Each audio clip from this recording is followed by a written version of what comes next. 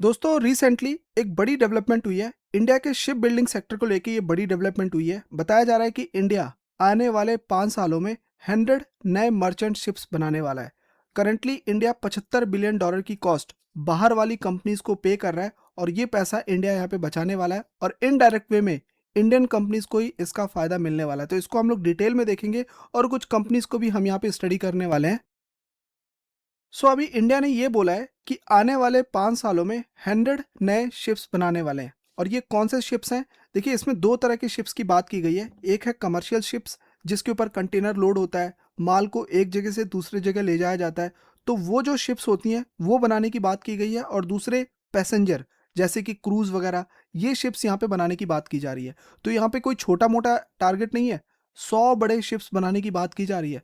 Currently India जो है ना, $75 बिलियन एनुअली पे कर रहा है बाहर वाली कंपनीज को इन सारे कैरियर के लिए।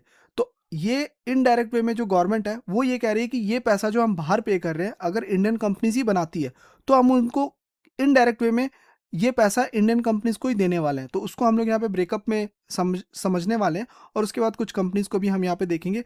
तो अभी टारगेट ये है कि 100 नए शिप्स बनाने हैं आने वाले 5 सालों में। पहला टारगेट ये है, जिससे जो हमारा जो बाहर वाली कंपनीज को हम पैसा दे रहे हैं वो यहाँ पे बच जाएगा। करंटली इंडिया के पास सिर्फ 1600 शिप्स हैं जो करंटली इंडिया ओन कर रहा है, या उसने लीज पे ले रखा है या फिर उसने खरीद रखा है। क्योंकि ज़्यादातर बाहर वाली जो कंपनीज हैं वो लीज पे ही देती हैं, या तो 10 साल की लीज पे देंगी, 5 साल की लीज पे देंगी। इस तरीके से इंडिया जो है ये शिप्स वगैरह लीज पे लेता है। अब रोड मैप क्या बताया जा रहा है? बोला जा रहा है कि रोड मैप ये है कि जितने भी फिजिकल रिफॉर्म है, अभी हम लोग क्या कर रहे हैं, हम लोग जो बाहर से मटेरियल लेते हैं शिप्स बनाने के लिए, जो भी हम लोग टेक्नोलॉजी ले रहे हैं, जो पार्ट्स हम लोग बाहर से मंगा रहे हैं, उनको सरकार रिफॉर्म करने वाली है। उसके ऊपर जो टैक्स लगा रखा है ना, उसको यहाँ पे इजी करेगी, ताकि आराम से बाहर से जो भी माल अगर कोई कंपनी मंगाना चाहती है वो यहाँ पे मंगा सकती है। उसके बाद उन्होंने ये भी बोला है कि अगर कोई जैसे इंडियन कंपनीज बना देती है, अब जैसे आपने शिप बना लिया, तो आपको एक गारंटी मिलनी चाहिए कि हाँ, आपका शिप जो है वो आगे काम पे लगेगा, उस पे वो शिप में कार्गो लोड होगा, तब जाके उस कंपनी को भी फायदा होगा। तो यहाँ पे एक एश्योरेंस देने वाली है सरकार कि आप शिप बनाओ, उसको हम लोग बाय कर लेंगे या फिर उसको हम लोग लीज पे ले लेंगे और वो जो है अपना काम पे लग जाएगा, ये भी बोला है। उसके बाद उन्होंने ये भी बोला है कि जो फाइनेंस एक्सेस है, अभी कोई कंपनी है, अब उसको शिप बनाना भी है, तो भाई पैसा कहाँ से आएगा? तो सरकार कह रही है कि चलो ठीक है, अगर आपको पैसा चाहिए, कम ब्याज पे काम करना है, कुछ छूट चाहिए, तो हम आपको फाइनेंसिंग भी करने वाले हैं और बहुत ही कम ब्याज पे, हो सकता है फ्री भी हो। और उसके बाद कुछ रेगुलेटरी ईज भी करने वाले हैं। अब जैसे कुछ परमिट चाहिए, कुछ क्लियरेंस चाहिए, तो वो यहाँ पे ईजी करने वाली है गवर्नमेंट। इस तरीके के बेनिफिट अगर वो शिप वाली कंपनीज को देती है, तो फिर आपको क्या लगता है, ये बनाने में कोई ज़्यादा बड़ा टारगेट थोड़ी है। अभी इंडिया में जिस तरीके की कंपनी काम कर रही है, इस 100 शिप्स बहुत ही जल्द 5 साल में आराम से बना सकती है। तो बहुत बड़ी मार्केट खुल रही है यहाँ पे। $75 बिलियन, आप समझ रहे हैं कहाँ पे जा रहा है ये पैसा? कितना पैसा बाहर वाली कंपनीज को पे कर रहे हैं। और एक एक्चुअली आपको मैं बता दूं कि 2047 247 में एक अमृतकाल विजन है सरकार का, जो कि मैरी टाइम ये थीम है। और इसमें क्या बोला है गवर्नमेंट ने कि ये उसी के अंडर है, ये जो 100 शिप्स बनानी है ना, ये इसी मैरी टाइम अमृतकाल के विजन में ही ये इसको काउंट किया जा रहा है। टारगेट ये है इंडिया का कि आने वाले 2047 में दुनिया में जो 5 कंट्री है जो शिप ओन करती है, उसमें इंडिया अपने आप को लेके आना चाहता है। अब वो चाहे कितना भी खरीद ले या लीज पे ले ले, टोटल हमारी जो शिप्स हैं ओन करने में, वो हमें दुनिया में टॉप 5 में आना है, ये टारगेट है। और इसके लिए बहुत शिप्स हमें लेके आना होगा। इसमें तो चाइना भी है, अमेरिका भी है, रशिया भी है, ये सब कंट्रीज़ का नाम आता है। अभी तक इसमें इंडिया टॉप 10 में भी नहीं है। तो ये चीज़ यहाँ पे एक पहला टारगेट है। दूसरा, जो पोर्ट की कैपेसिटी है, अभी ये सारी चीज़ें कहाँ बनेंगी? आपकी पोर्ट पे ही तो बनेंगी, आप कहाँ बनाओगे शिप? तो पोर्ट को भी यहाँ पे पोर्ट को भी एक्सपेंड करने की बात की जा रही है। क्वाड्रपल, मतलब 4 गुना यहाँ पे कर दिया जाएगा। करंटली अगर मैं बताऊँ ना, हमारी जो पोर्ट की कैपेसिटी है वो लगभग 2600 मिलियन टन ईयर का कैपेसिटी बताया जा रहा है। मैंने ऑलरेडी इसको दूसरे आर्टिकल में देख लिया था। और इसको 2047 तक 10,000 मिलियन टन ईयर पे ले जाने की बात की जा रही है। 2047 मतलब यहाँ से 4 गुना हमारा जो कैपेसिटी है वो यहाँ पे हो जाएगा। तो ये बड़ी डेवलपमेंट आ रही है हमारे शिप बिल्डिंग सेक्टर को लेके। अब इसमें कुछ मैं कंपनी जैसे स्टडी कर रहा था, मैं आपको पहले ही बता दूं, कुछ भी बाय सेल रिकमेंडेशन नहीं है, ये सिर्फ एक एजुकेशनल वीडियो है जो मैं आपके सामने रख रहा हूं। अब इसमें जैसे कि एक कंपनी के बारे में जब मैं पढ़ रहा था, कोचिन शिपयार्ड, ये इंडिया की एक लीडिंग शिप बिल्डिंग कंपनी है जो कि रिपेयर वगैरह भी करती है। काफ़ी पुरानी कंपनी, 1972 की कंपनी। ये शिप बनाती तो है और रीफिट भी करती है, उसको रीफिट करना होता है वो भी ये करती है। और इसने बल्क में कैरियर जो है बनाए हुए हैं, बड़े कैरियर, ये बल्क के कैरियर मतलब बड़े कैरियर बनाए हैं। और एडवांस ऑफशोर सपोर्ट वेसल, जो सपोर्ट वेसल होते हैं वो भी इसने बना के दिए। तो इस तरीके का काम इसका रहता है। और इसने एक्सपोर्ट भी किया, 45 प्लस कंट्रीज को इसने एक्सपोर्ट किए हैं शिप्स बना के। और इसको government of India he own करती है, 67-68% होल्डिंग उसके पास है। अब इसके जो प्रॉफिट आए थे वो 151 करोड़ के प्रॉफिट इसने रिपोर्ट किए थे अभी जून, जो Q1 के जो नंबर आए थे। उसके बाद दूसरे कंपनी की बात मैं जब देख रहा था, एक गार्डन रिच शिप बिल्डर करके भी कंपनी आ रही है, इसको भी गवर्नमेंट ही ओन करती है, कोलकाता बेस्ड है ये अगर आप देखोगे ना तो ये कंपनी जो है ये क्या करती है, ये क्या बनाती है, जो फ्रीगेट्स होती है, जो बड़े बड़े वॉरशिप्स होते हैं वो ये बनाती है, कॉर्वेट्स बनाती है, और पेट्रोल वेसल्स जो पेट्रोलिंग के काम आता है वो ये बनाती है। तो ज़्यादातर इसके क्लाइंट इंडियन नेवी हैं और कोस्ट गार्ड है। तो आप कह सकते हो कि इसको ये डिफेंस ही इसके मेनली क्लाइंट यहाँ पे देखने को मिलेंगे। और इसके बारे में एक और अपडेट ये है कि India first Indian yard to export warship, ये ऐसी इंडिया की इकलौती कंपनी जिसने वॉरशिप भी एक्सपोर्ट की है, और 100 से ज़्यादा वॉरशिप इसने अभी तक डिलीवर कर दिया है। और इसके बारे में अभी लेटेस्ट अपडेट ये आ रही है, अभी अभी ये 2 दिन पहले की अपडेट आ रही है, 24 तारीख की अपडेट आ रही है, जिसमें 2600 करोड़ का इन्होंने एक्सपेंशन प्लान रखा है, जिसमें रायचक, शालीमार और दामोदर, इन फैसिलिटी को ये थोड़ा सा एक्सपेंड करने वाली है, जो फैसिलिटी है इसको ये अपग्रेड करने वाली है। इनका भी लेटेस्ट अपडेट ये आ रहा है इस कंपनी यहाँ से लेके। तो ये इस तरीके का जो है वॉरशिप वगैरह बनाती है। और जो कोचिन शिपयार्ड है इसने INS विक्रांत वगैरह भी बनाया है। तो ये इस तरीके का बिजनेस मॉडल है। उसके बाद और कुछ मैं देख रहा था स्टॉक वगैरह, तो जैसे मसगांव डॉक का भी नाम सामने आया है। अब ये भी काफ़ी पुरानी कंपनी है, ये आज की तो कंपनी नहीं है, बहुत पुरानी है। और इसका रिकॉर्ड हिस्ट्री जब मैं देख रहा था तो 801 वेसल्स बनाए हैं इसने अभी तक, सिंस 1960 से। तो 801, सोच रहे हो कितना लंबा एक्सपीरियंस है इसके पास।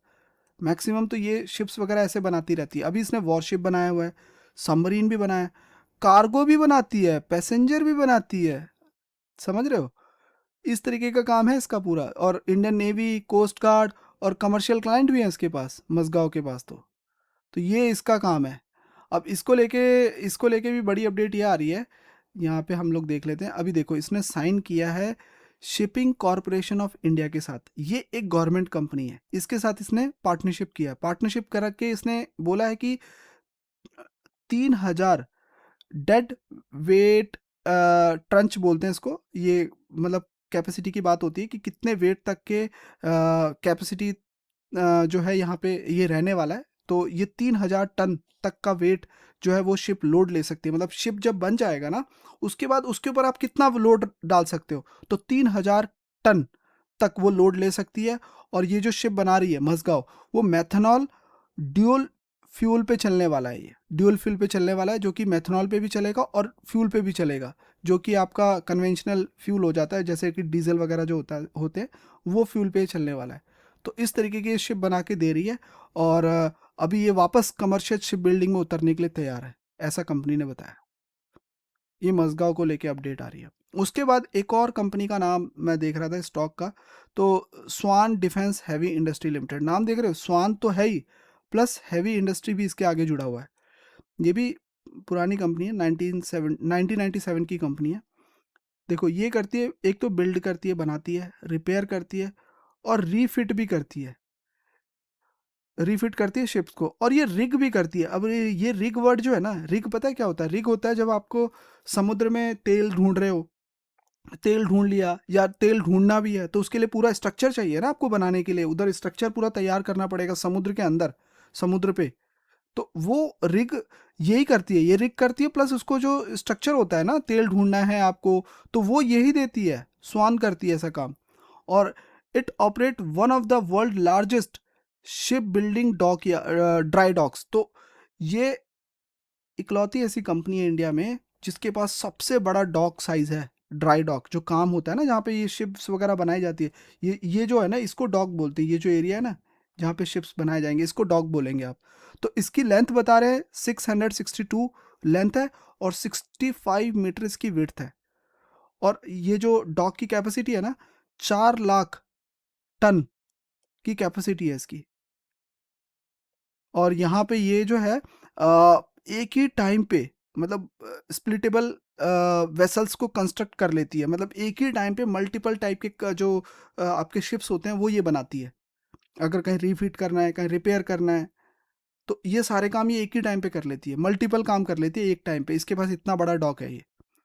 अब इस स्टॉक को लेके लेटेस्ट अपडेट ये आ रहा है कि जो एनसीएलटी है, जो कि एक गवर्नमेंट बॉडी है, तो जो भी शिप से रिलेटेड जो कंपनीज हैं, अगर इनको कुछ भी मर्ज करना है, डीमर्ज करना है, कुछ बाय करना है, तो ये एनसीएलटी से अप्रूवल लेना पड़ता है। तो इन्होंने रिसेंटली एनसीएलटी ने अप्रूवल दे दिया है, और ये एक कंपनी को मर्ज करने जा रही है, एमलगेशन होने जा रहा है, और कंपनी का नाम है ट्राइम्फ। ये कंपनी है, इसको ये मर्ज करने जा रही है, अपने साथ मर्ज करने जा रही है। और ये जो कंपनी है ये एलएनजी फील्ड में काम करती है। जो लिक्विफाइड नेचुरल गैस होता है उसको ये स्टोर करती है, उसके कंटेनर हैं इसके पास, और उसी फील्ड में काम करती है। और जैसे मैंने बताया, ये ऑयल को फाइंड आउट करने का जो स्ट्रक्चर होता है उसको फाइंड आउट करती है। और इसीलिए इन्होंने प्लान किया कि ये जो ट्राइम्फ है इसको क्यों ना एक्वायर कर लिया जाए। तो इन्होंने इसको एक्वायर कर लिया है। ऑलरेडी सारी चीज़ें ऑन द वे ही चल रही है। यहाँ पे आप देख सकते हो, इनटू स्वान डिफेंस, इसमें ये मर्ज हो जाएगी। और ये इफेक्टिव हुआ है, आरओसी फाइलिंग हो गई है, और ये लास्ट फाइलिंग है, मतलब ये फाइल हो गया है। और इसको जैसे ही ये क्लियरेंस मिल जाता है, और ये 26 अगस्त को हुआ है, तो फिर उसके बाद इस कंपनी के पास एक और बॉडी जुड़ जाएगी, और इससे इसको हो सकता है कि लॉन्ग टर्म में बेनिफिट मिले। तो ये बड़ी अपडेट्स हम लोगों ने यहाँ पे कवर की है। आई होप आपको सारी चीज़ें यहाँ पे क्लियर हो गई होंगी।